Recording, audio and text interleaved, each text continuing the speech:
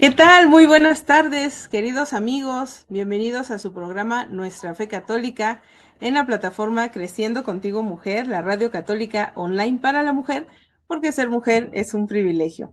Hoy, nuevamente de manteles largos, con mucha felicidad, porque nos está acompañando un invitado muy especial para que comparta con nosotros un tema importantísimo para los católicos, las Sagradas Escrituras. Le voy a pedir al Espíritu Santo, que es fuente de luz, pues que nos ilumine para que en este pequeño momento que vamos a tener de formación con el Padre Luis Lezama, pues tengamos mucha iluminación y que sea de mucho provecho para cada uno de nosotros. Ven Espíritu Santo y llena los corazones de tus fieles, enciende en ellos el fuego de tu amor. Envía, Señor, tu Espíritu, y todo será creado, y se renovará la faz de la tierra. Oh Dios, que iluminaste los corazones de tus fieles con la luz del Espíritu Santo, haznos dóciles a tu Espíritu para gustar siempre del bien, y gozar de tus consuelos por Cristo nuestro Señor. Amén. Amén. En nombre del Padre, del Hijo y del Espíritu Santo. Amén. Amén. Pues como les decía, queridos hermanos, nuestro programa de hoy es con el Padre Luis Lezama. Él es vicario de pastoral de la diócesis de Guajuapan de León. Es licenciado en Teología Bíblica por la Universidad Gregoriana de Roma. Padre Luis, bienvenido a este programa. Muchísimas gracias por haber aceptado la invitación. Buenas tardes, estamos para servirles. Padre, pues como les decía, para nosotros los católicos, sabemos que nuestra fe finalmente no se basa únicamente en las Sagradas Escrituras. Mucho hacemos este comentario de que Jesucristo no escribió un libro, propiamente hablando, fundó una iglesia y le dio potestad a ella, ¿no? Cuando a San Pedro le da poder para atar y desatar, y a sus legítimos sucesores, ¿no? De ahí hasta León XIV. Sin embargo, para nosotros ciertamente tienen muchísima importancia las Sagradas Escrituras. Entonces, por eso este interés de poder platicar con usted en este programa, que es una plataforma ciertamente dirigida para las mujeres, porque las mujeres, pues de alguna manera somos quienes en casa estamos como muy encargadas de la educación en la fe de nuestra familia, ¿no? Entonces, por eso me gustaría que compartiera usted con nuestro auditorio. ¿Quién es el verdadero autor de las Sagradas Escrituras y cómo opera esto de la inspiración divina en los autores sagrados?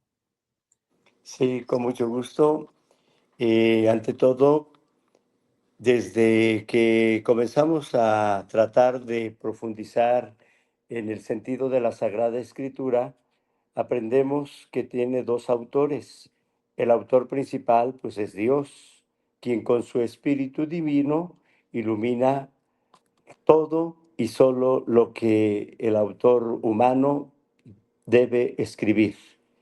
Y el autor humano, que dotado por dones, cualidades, capacidades, carismas, va utilizando todo lo que Dios le ha dado para poder expresar lo que por inspiración divina y con los dones suyos Dios quiere plasmar.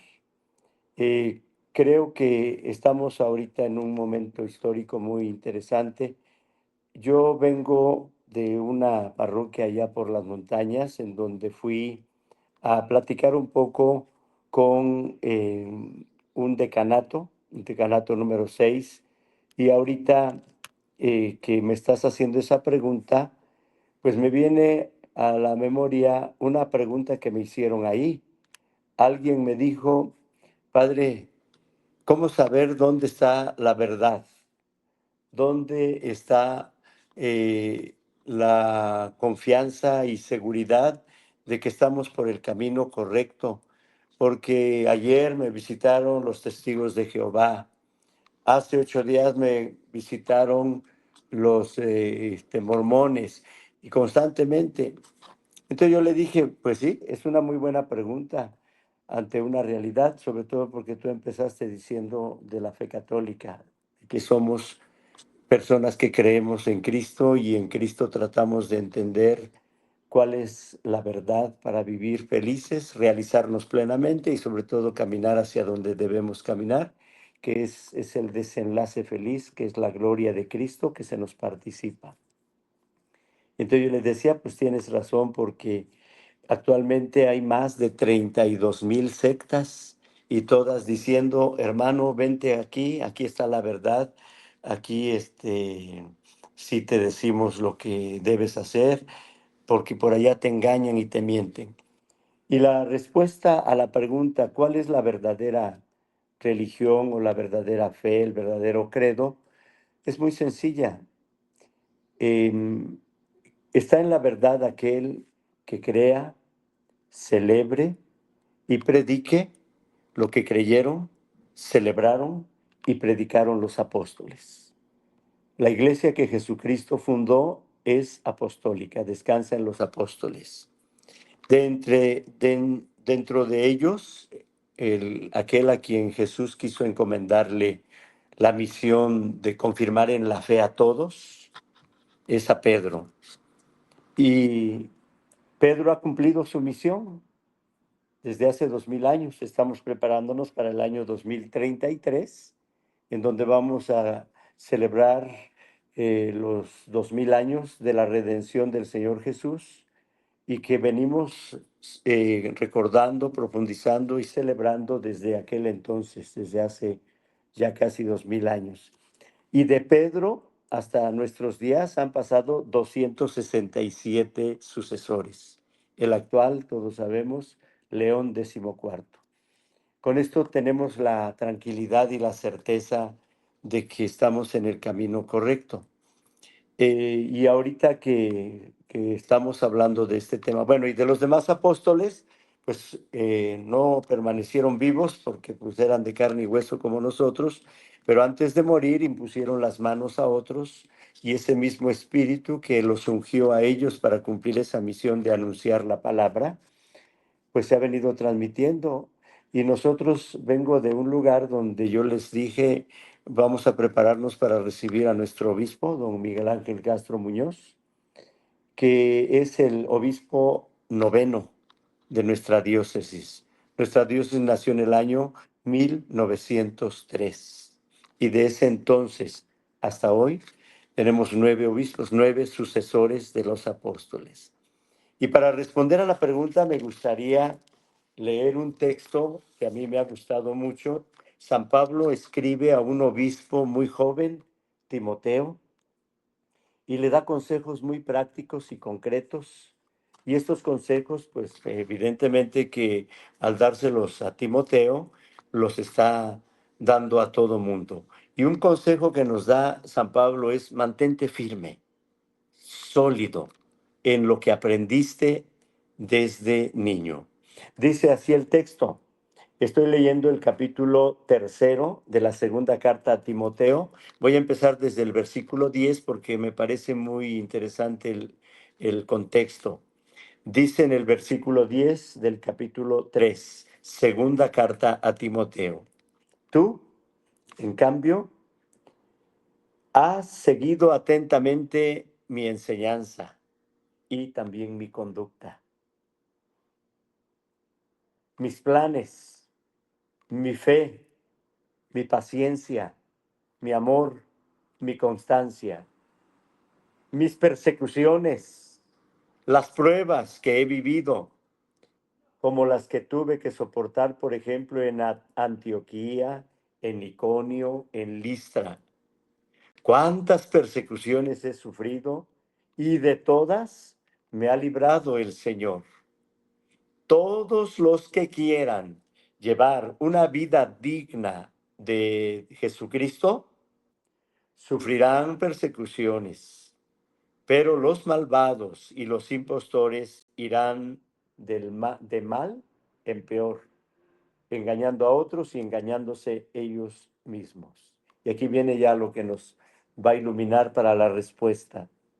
Tú, por tu parte, permanece fiel a lo que aprendiste y aceptaste, sabiendo de quiénes lo has aprendido y que desde la infancia conoces las sagradas escrituras, que te enseñarán el camino de la salvación por medio de la fe en Jesucristo. Toda escritura ha sido inspirada por Dios y es útil para enseñar, para persuadir, para corregir, para educar en la rectitud, a fin de que el hombre de Dios sea perfecto y esté preparado para hacer el bien. Palabra de Dios. Aquí Te alabamos, Señor. el apóstol Pablo nos está recordando que Dios, la gran diferencia entre nuestra religión cristiana de otras grandes religiones universales, como el hinduismo, el budismo, el islamismo, está en que en las demás religiones se presenta a- al hombre capaz de convertirse en Dios. Y en cambio, en nuestra religión cristiana nos presenta a Dios haciéndose hombre como nosotros, condescendiendo. Podemos decir como un papá que se agacha para quedar a la misma altura de su niño y mirarlo a los ojos. Ese bajarse, en la teología le llamamos condescendencia. Dios condesciende, es decir, se pone a nuestro tamaño, toma nuestra carne, toma nuestra naturaleza, enviando a su Hijo amado. Y su Hijo amado lo conocemos como la palabra eterna del Padre, que en la Sagrada Escritura también aparece principalmente en la carta a los Hebreos, que es precisamente su condescendencia es que se hace uno como nosotros, que toma nuestra carne, para que hablando nuestro lenguaje podamos comprender cómo Dios, desde que hizo el mundo, ha venido dándose a conocer y eligió un pueblo, el pueblo de Israel. Y ese pueblo de Israel fue poco a poco presintiendo, percibiendo y conociendo a un Dios que se le estaba dando a conocer, poco a poco. Y que con el correr del tiempo, pues los papás le transmitían la verdad a los hijos, Abraham, Isaac, Jacob, conocidos como los padres del pueblo elegido de Dios para darse a conocer, pues van cumpliendo esa misión de ir transmitiendo que Dios se va dando a conocer. Esa transmisión oral que se va dando de boca en boca, de persona en persona, de familia en familia, con el tiempo se va a poner por escrito, no en la forma como ya la tenemos. Esta Sagrada Escritura que todos tenemos en las manos se dilató alrededor de 1300 años para que se escribiera. Primero fue siendo tradición oral que Dios inspiró, se manifestó a los profetas, a los sacerdotes, a los reyes, que cumpliendo su misión de hablar de parte de Dios, sobre todo los profetas, profeté significa el portavoz de Dios, van dando a conocer a Dios poco a poco. Y en un lugar van comenzando a escribir alguna cosa en un ladrillo, en una teja, después poco a poco en una piel de borrego, y así van surgiendo algunas tradiciones en las distintas comunidades. Con el correr del tiempo van surgiendo algunos sobres inspirados por Dios que van encontrando por aquí una tradición, por aquí, por este lado otra, y van escribiendo lo que hoy conocemos como los libros sagrados. Un ejemplo del Nuevo Testamento lo explica más claramente. La tradición oral que se están transmitiendo poco a poco va quedando por escrito y esa tradición oral se va a convertir en lo que conocemos como la Sagrada Escritura. Y tanto la tradición oral como la escritura son inspiradas por el Espíritu Santo. Pongo el ejemplo. Resucitó Jesús. Y ahorita que estabas hablando de que este programa nos están escuchando algunas mujeres y están invitadas ellas, pues me acordé pues de lo que revela San Juan, ¿no? Y San Marcos, que la primera mujer que tuvo la dicha de recibir el mensaje del Redentor, verlo vivo y resucitado y escuchar de él mismo su propio nombre, María, fue María Magdalena, que se convierte en la apóstol de los apóstoles, la que lleva la buena noticia a los apóstoles. Evidentemente ellos no les creen, hay toda una cultura que impide que su mensaje sea escuchado con serenidad y con paz. Y empiezan a saber, resucitó, los apóstoles poco a poco van constatando que sí resucitó. Los evangelios, sobre todo la última parte de San Juan, tiene unas narraciones maravillosas de cómo Jesús muestra las llagas y el costado para decir, miren, estoy vivo, he resucitado y soy el mismo que sufrió la cruz. Y a la vez, miren, hay sufrimiento, ustedes están siendo ya perseguidos. Bueno, es que las llagas son parte de la experiencia de la resurrección. Y entonces, poco a poquito, empiezan a transmitirse, está vivo, ha resucitado, y empiezan a transmitirse la noticia. Saulo de Tarso, que era un perseguidor y enemigo de la iglesia, que metió a la cárcel a muchos por ser cristianos. Hay historiadores que hablan de que mató a algunos que defendían su fe. Se convierte yendo hacia Damasco. Él es un hombre sabio, es un hombre de tres culturas, habla el latín, habla el hebreo, porque en esa lengua creció, y habla el griego.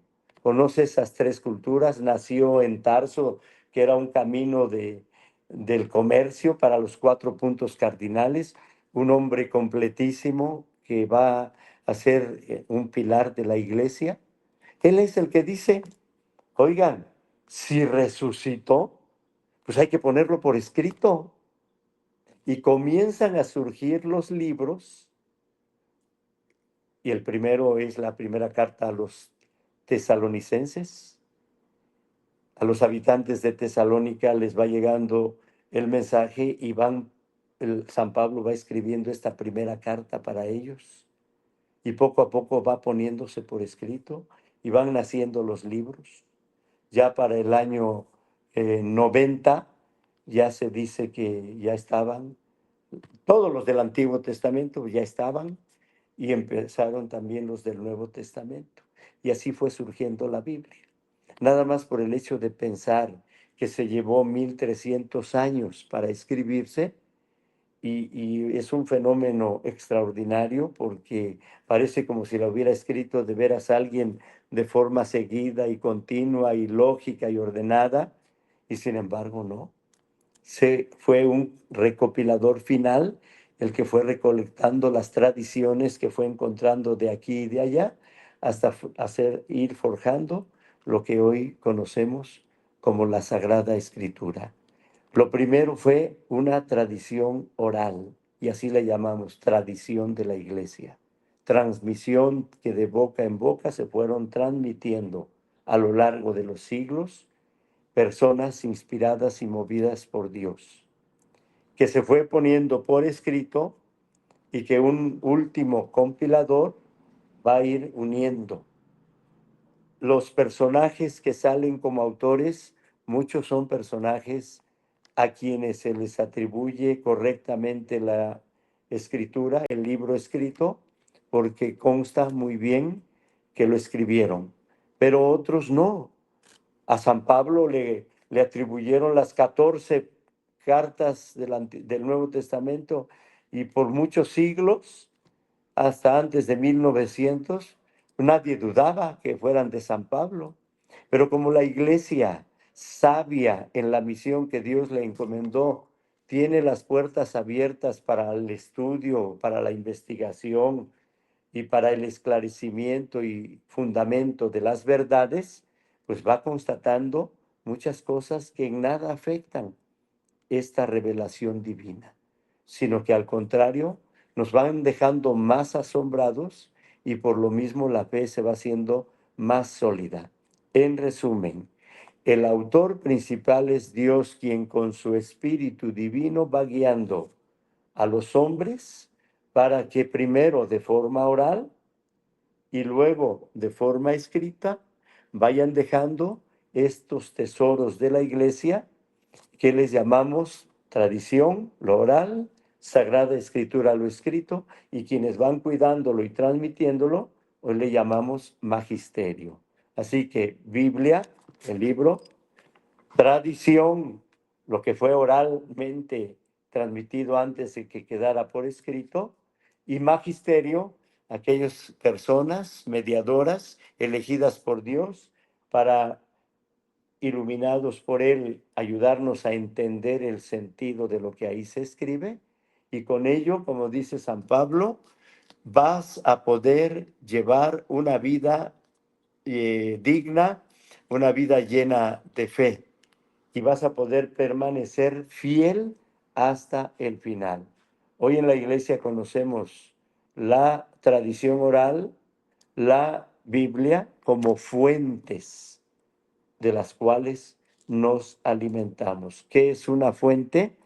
Una fuente es un venero de agua que brota. Tuve la dicha allá por el año 1995 de estar en Palestina y concretamente en un monte, el monte Oreb, en donde me subí y pude tocar con mi propia mano el agua que estaba brotando de ese monte. Perdón, Hebrón.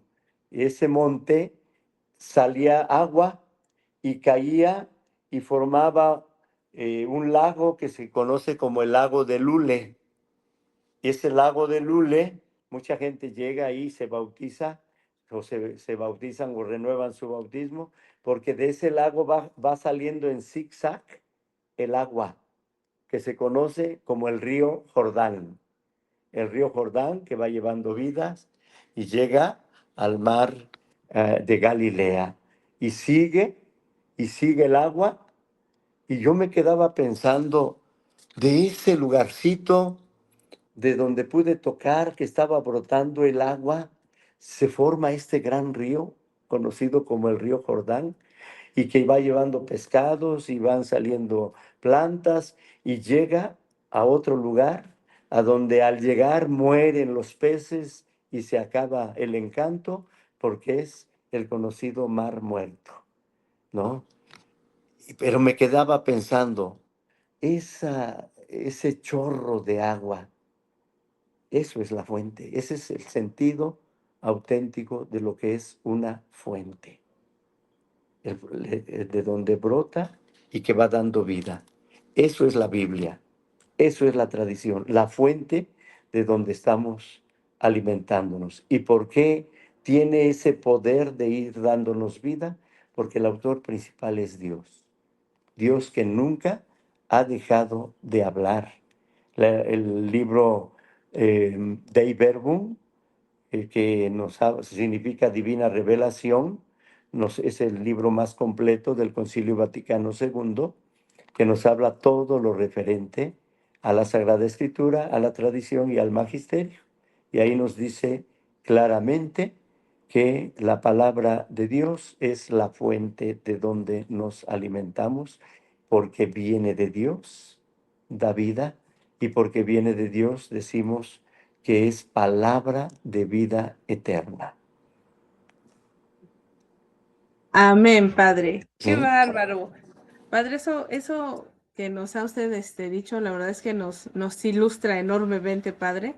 Sí, Yo, por ejemplo, para nosotros los oaxaqueños, esto que nos habla usted de la tradición, nos hace mucho sentido, porque pues justamente hoy estamos celebrando el segundo lunes del Cerro de la Guelaguetza, que es la máxima fiesta folclórica, cultural de aquí de Oaxaca, tan emblemática. Pero eso nos habla mucho justamente de esto. O sea, nosotros no encontramos un libro escrito sobre las tradiciones que hayan escrito, porque recordemos que son incluso previas a la colonización. Entonces, ni siquiera encontramos un libro donde nos diga esto hacían nuestros ancestros por parte de los propios indígenas. Y sin embargo, hasta la fecha, ellos nos muestran cómo son sus tradiciones y cómo ha sido la transmisión de eso absolutamente de manera oral, ¿no? Ininterrumpida. Así se lo dejaron sus abuelos, sus tatarabuelos, y se conservaba. ¿Cuánto más se habrá conservado esto? Si esto de las tradiciones, que cómo se va a pedir a la novia, cómo, por ejemplo, en la parroquia de Ocotlán estaban mostrando cómo fueron a pedir la fiesta patronal de una de sus comunidades, que luego llevan algún becerrito ahí o algún borreguito, hasta lo pintan de colores. O sea, todo este tipo de tradiciones, si en algo tan cotidiano, por así decirlo, resulta que no se pierde esa tradición, esa tradición oral, no, pues quiero imaginarme cuánto más habrá sido en materia de nuestra fe, ¿no? Justamente ayer domingo celebrábamos la sexta jornada mundial de los abuelos y de las personas mayores, y yo recordaba justamente la segunda carta a Timoteo, capítulo 1, versículo 5, ¿no? Donde nos dice San Pablo: evoco el recuerdo de la fe sincera que tú tienes, fe que arraigó primero en tu abuela Loida y en tu madre Eunice, y sé que también ha arraigado en ti. Entonces, ¿cuánto más no iba a arraigar esto en el corazón de todas las personas que lo vivieron en carne propia y que lo fueron ininterrumpidamente heredando a todos sus sucesores, ¿no? Directamente de los apóstoles, y bueno, con Pedro a la cabeza. Pero hace rato que mencionaba usted acerca de esta visita donde le pregunta a un feligres a usted, ¿cómo saber cuál es la verdad? Y yo también iniciaba recordando esto, ¿no? O sea, para nosotros la Biblia, por supuesto que tiene muchísima importancia, como bien dice usted, es la fuente, ¿no? Es la fuente. Y sin embargo, algo que también nos distancia de algunas otras denominaciones cristianas es precisamente la interpretación. Y a usted estaba mencionando, ¿no? Justamente esto de la sagrada tradición y del magisterio. ¿Por qué, padre, para nosotros los católicos, la Biblia no se interpreta de una forma aislada, sino justamente en íntima relación con estos dos puntos, la sagrada tradición y el magisterio? Sí, porque yo creo que también un principio que debemos tener muy en cuenta los bautizados es que Biblia sola no. Biblia, tradición y magisterio sí, por la sencilla razón de que por venir de Dios, pues tiene un mensaje divino, trascendente, más allá de lo limitado y pequeño. Precisamente por venir de Dios tiene su misterio. Y también hace unos días escuchábamos a Jesús decirle a Dios: Padre, Padre, te alabo y te bendigo y estoy bien asombrado de ti porque tus misterios los has querido revelar a la gente sencilla. Así te pareció bien, Padre. Y toda la Sagrada Escritura deja claro que los sencillos, los humildes, los pequeños siempre será a quienes Dios prefiera, porque por medio de ellos se va a manifestar. San Pablo, que tenía todo lo que podría tener una persona para ser soberbia, porque era de mucha cultura, decimos un hombre de 3 culturas. Sin embargo, él dice: somos tan frágiles como un vaso de barro, que si lo soltamos se hace pedazos, así es nuestra fragilidad. Y Dios ha querido que así sea para que quede bien claro que es Él el que sostiene la obra, es Él el que habla, es Él el que inspira. Por eso, si nosotros llegamos a comprender que el autor principal de la Sagrada Escritura es Dios y por lo tanto la Biblia es palabra de Dios, debemos comprender que nos lleva siempre a verdades trascendentes. Y eso es lo que se ha perdido en el mundo de hoy, la trascendencia. En lugar de trascender y de ir tendiendo hacia verdades más absolutas que puedan saciar en la enorme sed del corazón humano y que solo Él lo puede saciar, como decía San Agustín, nos hiciste, Señor, para ti. Nuestro corazón andará siempre inquieto hasta que descanse en ti.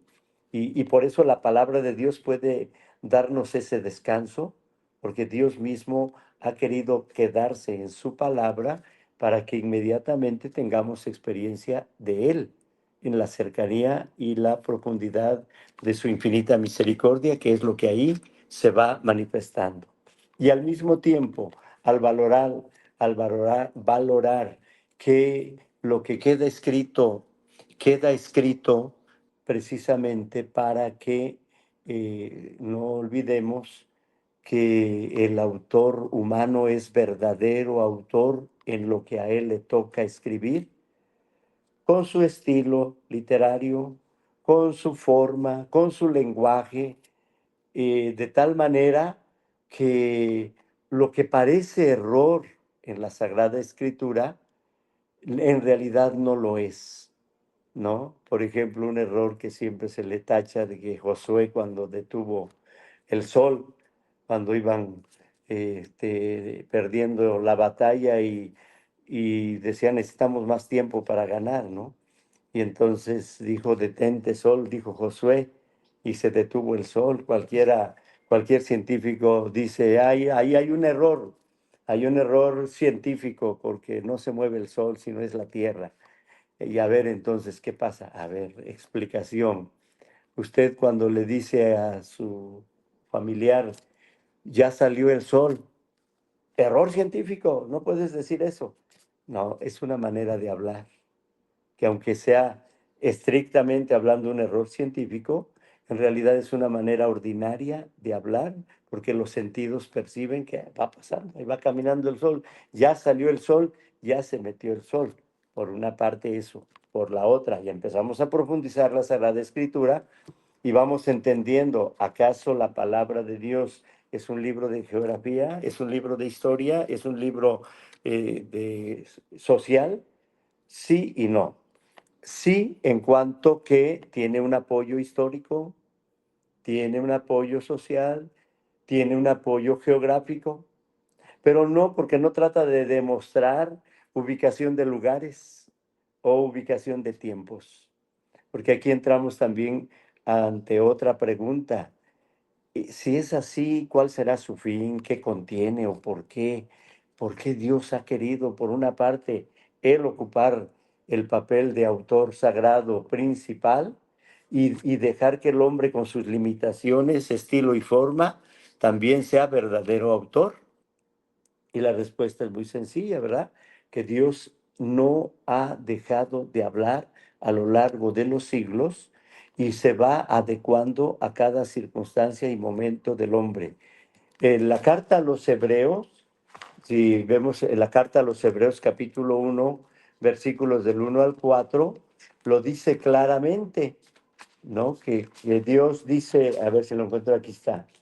Dice, muchas veces y de muchas maneras habló Dios antiguamente a nuestros antepasados por medio de los profetas. Ahora en este momento final nos ha hablado por medio del Hijo, a quien constituyó heredero de todas las cosas y por quien hizo también todo el universo.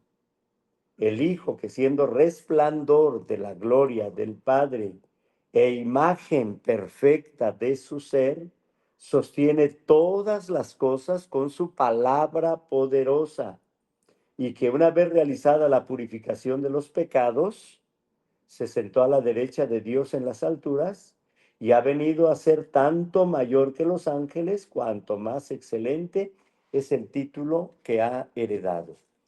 Jesús, palabra eterna del Padre, es la última palabra, la definitiva, la última para la humanidad. Ya no va a hablar Dios otra palabra mayor que Él.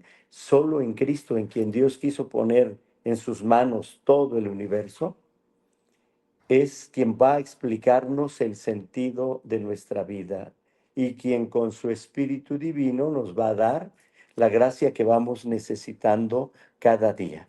Y al hablar de la Sagrada Escritura entendemos que precisamente es por la palabra que ha quedado plasmada de distintos modos en el mundo, pero de una manera muy particular en lo que llamamos Biblia, el escrito.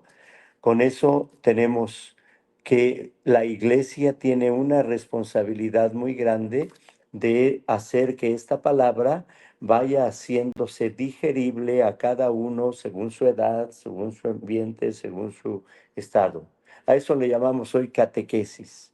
La catequesis no es más que la palabra de Dios desglosada a cada uno. Por eso la iglesia pide en el documento de Aparecida, en el número 287, dice que la catequesis debe abarcar todo el arco de la vida.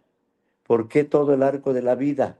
Porque Dios nunca deja de hablar y cada momento nos está hablando para darnos la respuesta cuando se nos pida razón de nuestra fe.